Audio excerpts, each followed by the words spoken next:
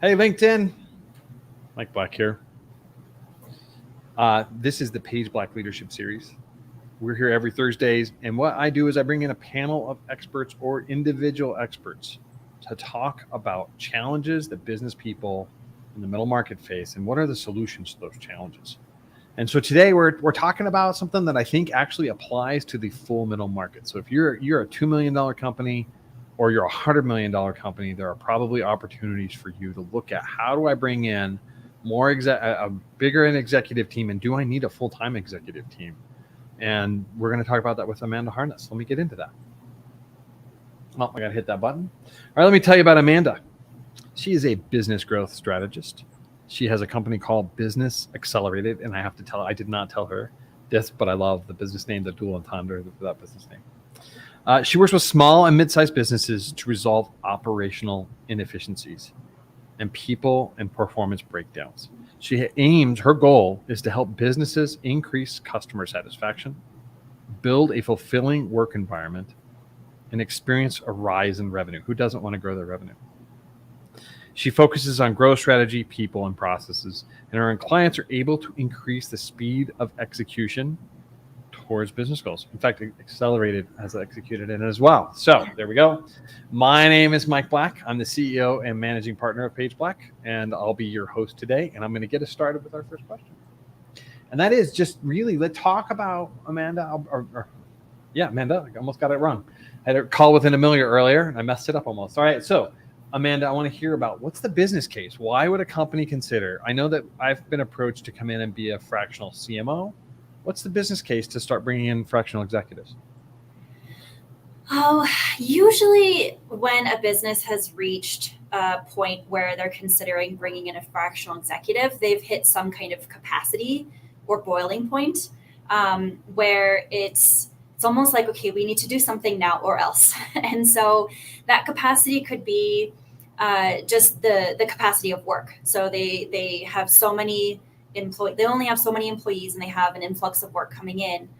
Usually that's taking the owner or anyone that is in an executive suite into the floor, into the field, doing some day-to-day work, and they're not sitting in their executive seat doing the work that they should be. Maybe they've hit a capacity of energy, right? The owner is just tired and exhausted. They need some outsourced help in some area to offload their own plate.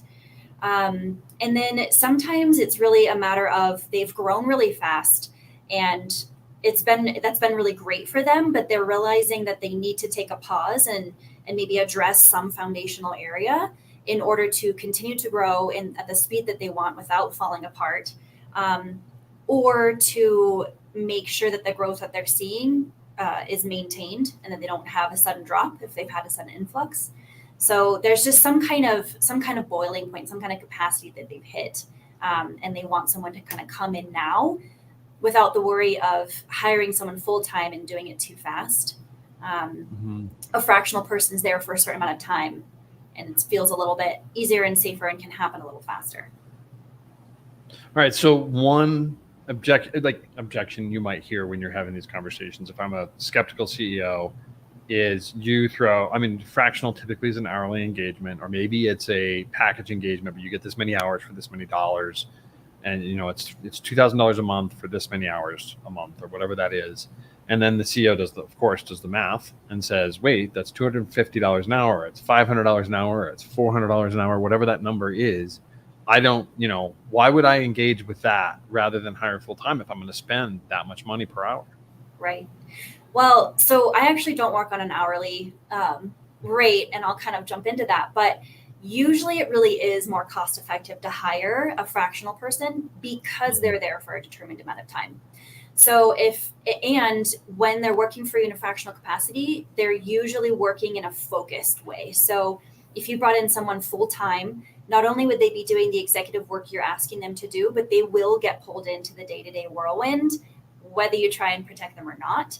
And so sooner than later, their focus is going to be expanded farther than the one thing that you really want them to focus on at whatever boiling point you've determined you've hit. So if I come into a business and I'm working in a fractional capacity, because I'm fractional, I am concerned and involved in the day-to-day because I want to know what's happening and how we can make it better and resolve their problems. But I'm not in a space to where I'm going to get sucked into it. So my ability to focus on exactly what I'm supposed to be doing for you is greater. So my work gets done faster in a shorter amount of time.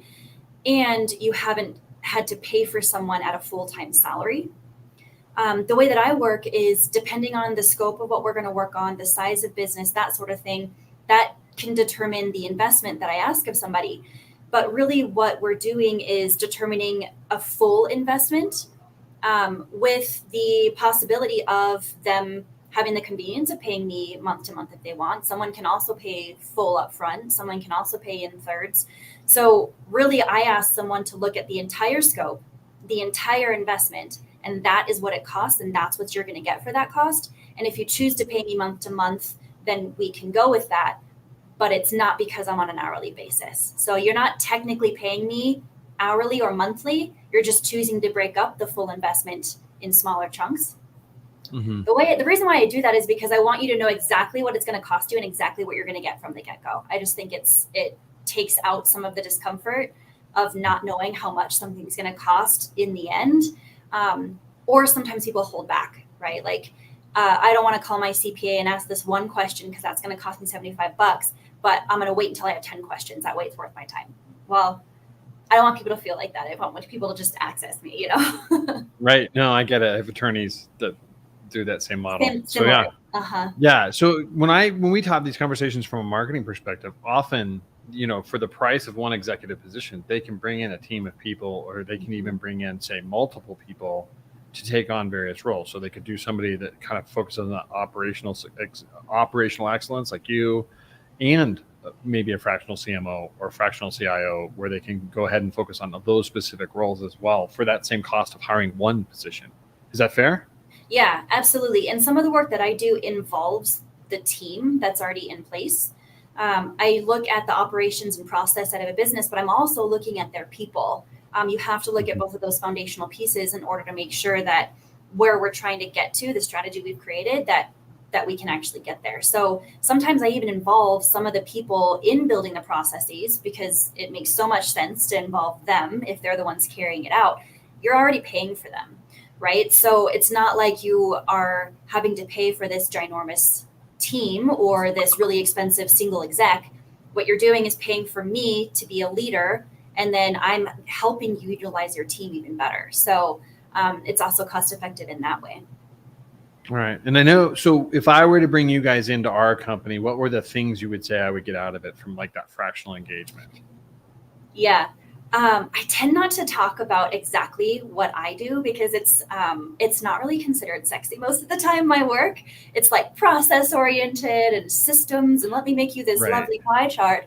But what you get out of it is sexy. Like, okay, you're going to have energy at the end of the day for dinner with your partner.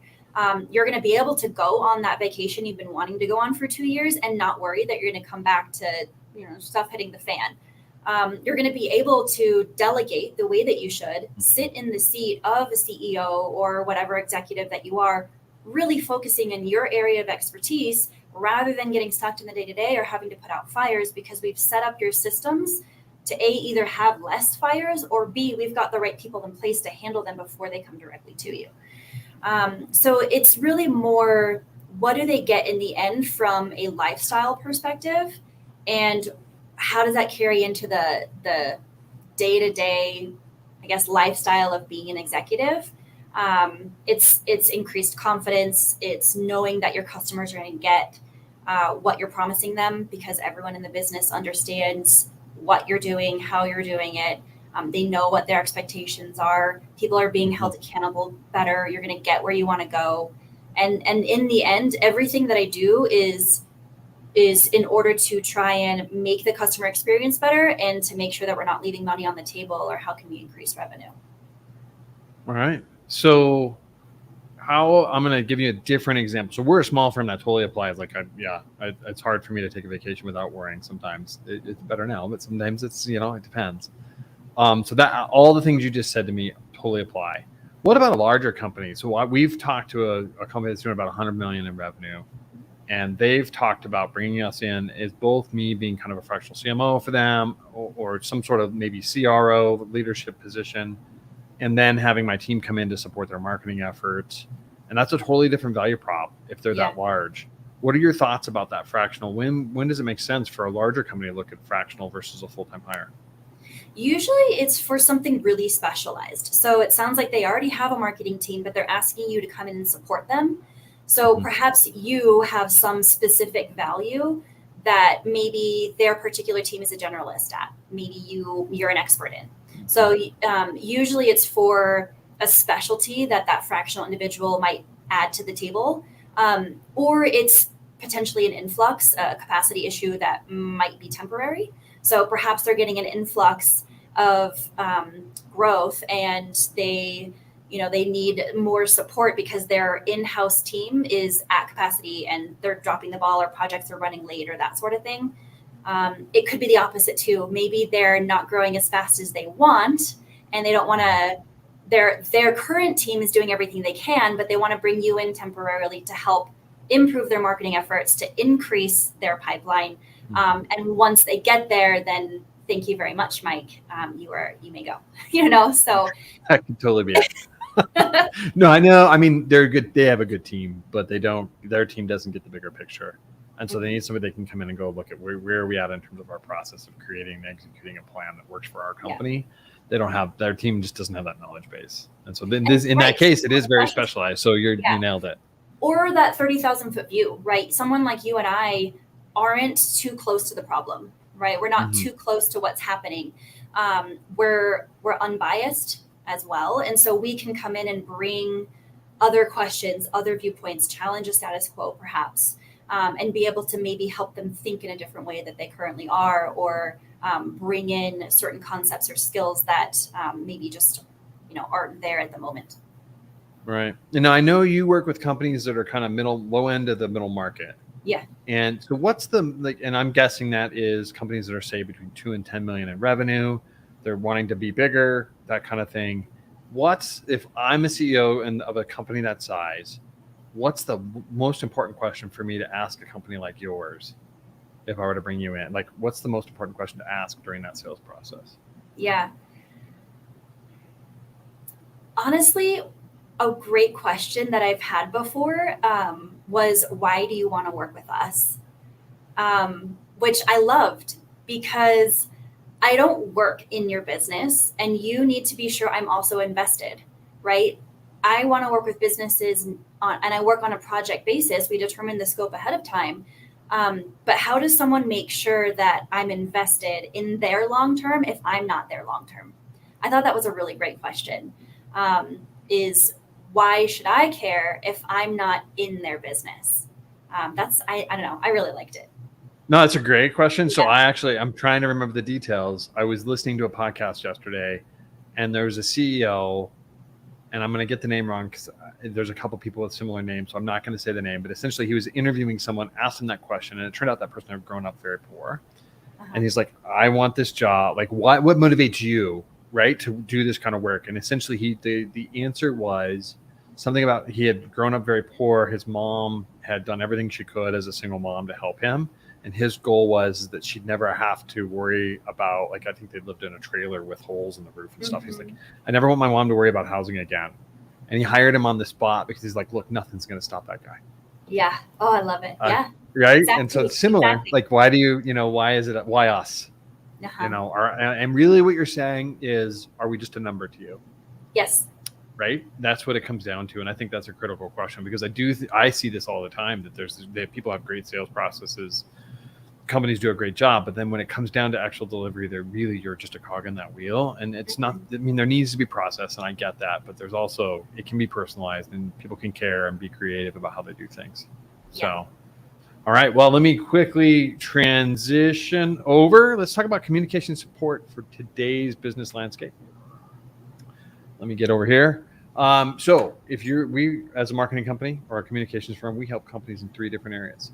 One is we serve as an outsourced marketing team. Sometimes that means we go ahead and build a custom campaign for a company, or sometimes we just take over what they're already doing. Maybe they aren't getting the results they want, or the business owner is spending too much time editing content and not focusing on what's important for them, so we can take that off their plate and get marketing out the door on a regular basis on time. Second area that we help companies is sales pipeline support. And what I mean with that is we've gone in and I think of a medical device company that was selling in medical industry. We went in and interviewed people to figure out they weren't closing deals that they felt like they should be closing, and they weren't going to reach their goals.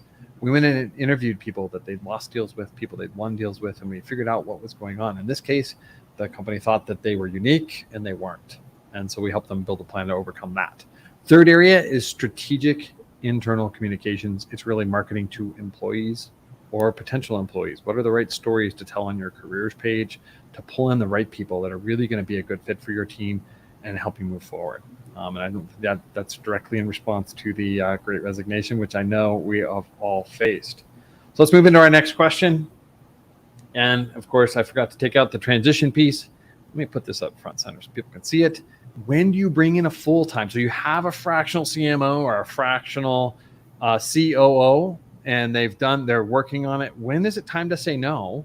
Or maybe you need to hire directly to that position rather than bring in a fractional person. And so, Amanda, what are your thoughts about that? I love that question. My goal as a fractional person is to work myself out of a job. So the idea is that I want to empower that business to be able to move forward without me, but that doesn't mean that they should move forward without somebody in a me seat or whatever fractional executive they've temporarily brought in.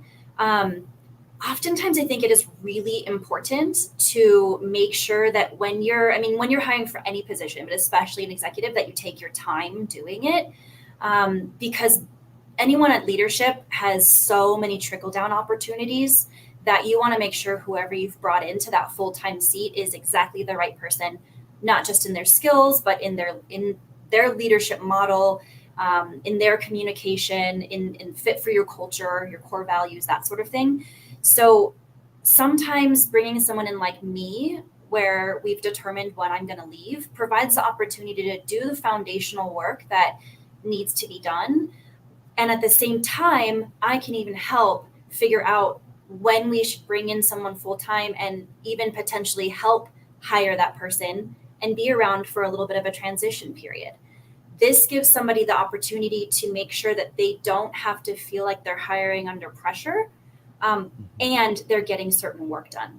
So sometimes businesses know they want to hire full-time anyway, but bringing me in temporarily is a good option so that you hire the right person and you don't feel strapped for time.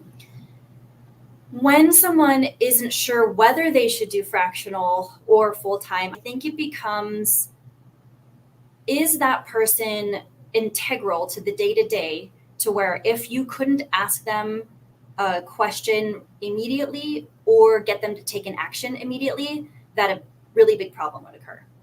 So someone in my seat, my particular business model allows people access to me pretty regularly, at least during business hours, at all times. They can reach me via Slack. So I like to give the opportunity for me to be pretty darn available to them all day, but I have to be looking at my Slack, right? If there's an emergency, sure, call me, but I'm not down the hall. I'm not expecting you to call me. If I were in your business at all times, I'd answer the phone more promptly. I'd be waiting for you to send me messages. And so if someone needs to be able to access a person in an executive seat at any time and have them be able to take immediate action, that's when you should have someone in there. Someone like myself may not be able to take immediate action because I'm working on a different project right now and a particular milestone for that person. And so I intend to work on yours tomorrow. But if you need me today, obviously there's always exceptions. I'm available in a lot of ways, but I think that's when it is. When are you concerned that some kind of action or communication would cause a really big disruption if it didn't happen immediately? You should probably have someone that you can access immediately. That makes sense. So talk about that first. No, it totally does. I mean, it's essentially you're buying fractional time, and therefore you're not going to have full-time access. So therefore, if it's full-time access is really important, you should hire someone full-time. Yeah. And then you have to look at can you afford that and all of those pieces. So let's go to that first example where you've been working with a company and it's time for them to not fire you, but move on and hire someone full time, right? Yeah. First, what's the most common role? Like, what would that be? A COO? Would that be? Yeah. Okay, A so it'd COO. be Yeah. okay. So then, what are the signs that? And I think we can talk about that in various roles. But if that's the transition from a fractional COO to a COO, what are the signs it's just time to make that move? Yeah. Great question. I do work on, like I mentioned, I work on the people side and the operations side. And so it's very collaborative. I need to be able to work with the owner and the team. If that owner is, because I'm not in there day to day, if that owner is being pulled still on a pretty regular basis into people problems or into operational changes, there's a lot of maybe transitions happening in their process and system at the time. When we're done, if that's still happening, they still need a body and a person to navigate a lot of the people actions that are happening. Maybe they need really continued and long-term support in changing their systems and process because they have a really great growth goal and they want to keep moving really fast and growing really fast. Then you need another, I guess you can look at it as a gatekeeper for the CEO. If we want to prevent the CEO from getting pulled into all that stuff still, then they should bring in someone like me to be there all the time and navigate that specific part of the business. All right. Is there when do you see that happening in terms of company size? Like, is it that 5, I don't know. Yeah. How big or how many people or? Yeah. Between 1 and 5, I find fractional capacity is pretty satisfactory for their needs. When you start to get over 5, I feel like you start to consider having someone full-time a little bit more. Especially in an operations seat. I don't sit in a CFO seat or a CMO seat. I'll let you speak to that one. But I do feel like from an operations and people perspective, when you get above that, your team has gotten big enough probably that you need someone else navigating and being kind of leading the people. Yeah, go ahead. No, I was going to say, so at that size, I would almost think that it would be, they're going to buy an operation. They're not necessarily going to get a COO because they don't really, at that size, they need really somebody that's doing the work too, versus directing. And I would think they would want an operations manager as well. So maybe you're helping them hire an operations manager, or I don't want to say office manager because that's not entirely fair. Right. And that person, and you're building the process, and then they're hiring someone to then execute on that process. Because I find some people can't build process. You need somebody to come in and build the process, or the CEO needs to build the process. And then you can hire someone to execute that process, because that just doesn't require quite the same skill set. Right. I think that's the conversation between what's the difference between a leader and a manager.